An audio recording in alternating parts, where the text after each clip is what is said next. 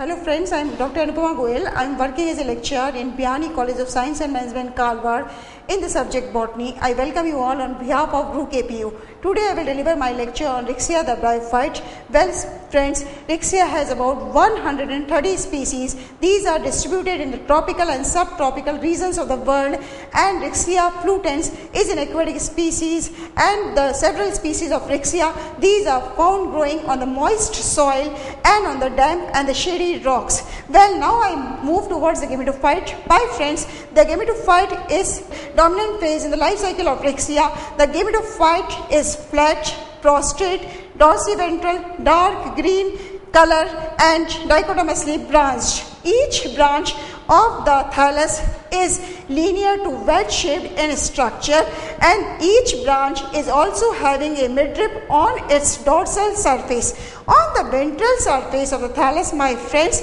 there are two types of rhizoids. These rhizoids are tuberculate rhizoids and the smooth-walled rhizoids. The rhizoids help the thallus to attach with the substratum, and it also helps to absorb the water and mineral nutrients from the soil. Now the scales are pink or violet in color because of the presence of or anthocyanin pigment in the scale. Now friends, I move towards the internal structure of the thallus. Well, the internal structure of the thallus, as is shown in the diagram, is differentiated into two parts: the photosynthetic region and the storage region. The photosynthetic region consists of two or more vertical rows of photosynthetic filaments which are unbranched. These photosynthetic filaments are having the chloroplast pigment in them, except the upper cell or the terminal cell of the photosynthetic filament. The photosynthetic filaments are separated from each other by means of air chambers, and these air chambers open to the exterior by means of the air pores. Now friends, I move towards the storage region.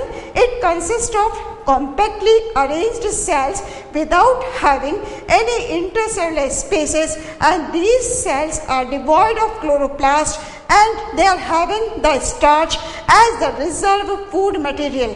Now friends, I move towards the reproduction.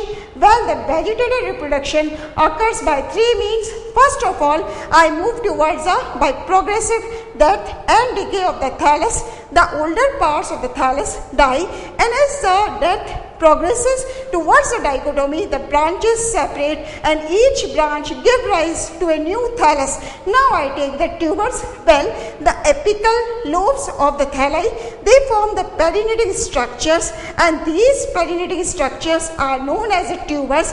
Well, these tubers, on the arrival of favorable conditions, they give rise to a new thallus, and these tubers are found in Rixia bulbifera and in Rixia discolor. Now friends, I move towards the sexual reproduction. It occurs by means of the formation of two types of sex organs. Male sex organ is called as the antheridium, and the female sex organ is known as the archegonium. And the species of Rixia may be homothallic or monoecious, or they may be dioecious. Now I take the development of the antheridium.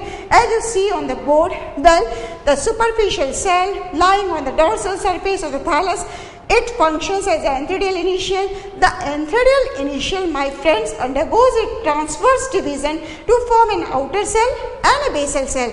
This outer cell divides by two successive transverse division to give rise to a four-celled filament. The upper two cells of the filament, they function as a primary antheridial cells, and the lower two cells of the filament, they function as a primary stalk cell. So my friends, the primary antheridial cells again undergo two vertical divisions at right angles to each other, forming superimposed tiers of four cells each. The cells of the lower tier as well as the cells of the upper tier again undergo periclinal division to form 8 outer sterile jacket initials and 8 primary endogonial cells.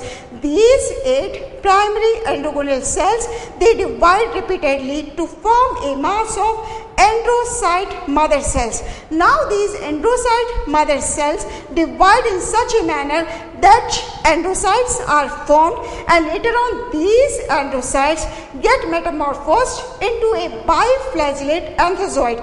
Now friends, I move towards the development of the archegonium as you see on the board. Well, a superficial cell found on the dorsal surface of the thallus functions as the archegonial initial. This archegonial initial divides transversely to form an outer cell and a basal cell.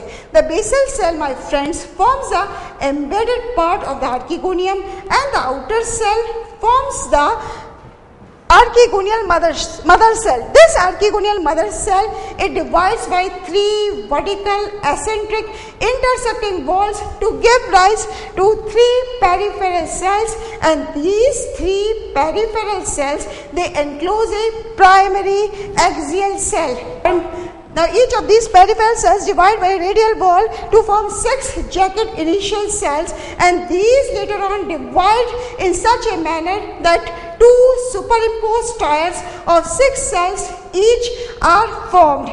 The cells of the lower tier, they function as the ventral initials, and the cells of the upper tier, they function as the neck initials. And now my friends, the primary axial cell divides transversely to form a primary covered cell and a central cell. The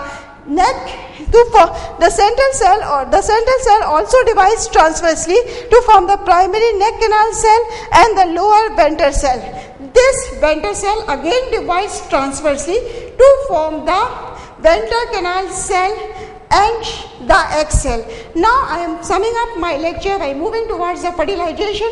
Well friends, the neck canal cell and the ventral canal cell, they disintegrate to form a mucilaginous mass which imbibes water, and now many anthozoids are attracted towards the neck of the archegonium by the proteins or potassium salts, and many anthozoids, they make their entry into the archegonium neck, but only one of the anthozoids fuses with the egg to form the zygote. For more details friends, kindly log on to my website www.groupkpo.com.